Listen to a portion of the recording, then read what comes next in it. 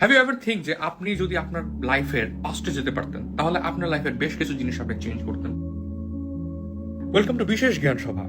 হলফ করে বলা যায় যে আপনার জীবনে 5 বছর আগেও কেউ একজন বর্তমান ছিল যে এখন আপনার জীবনে বর্তমান না। আপনি তাদের অস্তিত্বের ব্যাপারে খুব একটা বেশি জানেন না, বরং আপনি সন্দিহান যে তারা কোথায় অবস্থান করছে। আপনার জীবনে আপনি বেশ কয়েকবার ধাক্কা খেয়েছেন, আপনি কষ্ট করেছেন কিন্তু আপনি পাননি।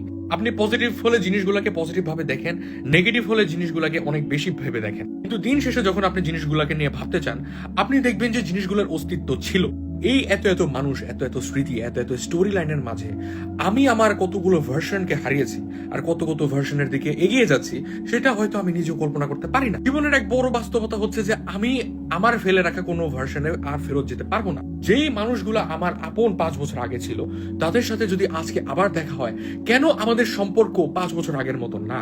কেন আমরা অতীতকে ভুলে যেতে চাই কিন্তু আবার সেই অতীতে ফেরতও যেতে চাই? কঠিন ভাষাকে যদি আমরা নরম করি তাহলে কেন আমরা সময়কে ধরে রাখতে পারি না? আল্লাহ কেন ভালো সময়কে এত দ্রুত নিয়ে যায় আর খারাপ সময়কে এতদিন মনে রাখায়? কতই না ভালো হতো যদি অতীতের কিছু জিনিসকে আল্লাহ না দিত আর বর্তমানের কিছু জিনিসকে হয়তো আগে বা পরে দিত। আমাদের কেনর উত্তর খুঁজতে গিয়ে আমরা আল্লাহকে ভুল বুঝি। দুনিয়াতে আমাদেরকে মুসাফির হিসেবে পাঠানো হয়েছে।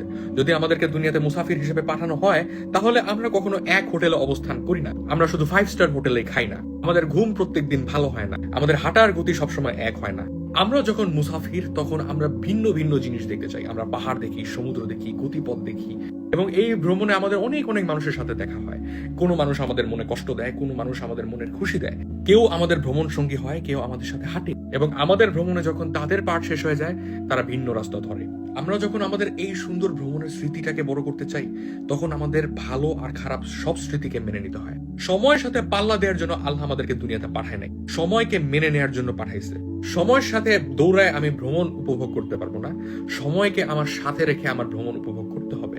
এই উপভোগে আমার জীবনে অনেক মানুষ আসবে, অনেক মানুষ চলে যাবে, আমার নিজের রূপ বদলাবে, নিজের রূপ আসবে। আল্লাহ আমাকে কখনো অতীতের মালিক বানায় পাঠায় নাই, আল্লাহ আমাকে ভবিষ্যতের মালিকও বানায় পাঠায় নাই। সময় যেখানে অবস্থান করে আমি শুধু সেই সময়ের আমানতধারী। যদি আমি এই সময়ের সাথে প্রতিযোগিতা করতে চাই আমি ভ্রমণকে উপভোগ করতে ভুলে যাই।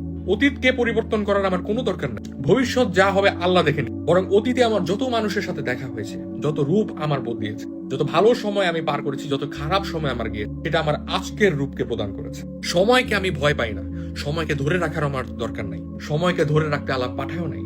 আল্লাহ আমাকে পাঠাইছে ভ্রমণ করতে, আমার কাজ ভ্রমণকে উপভোগ করা।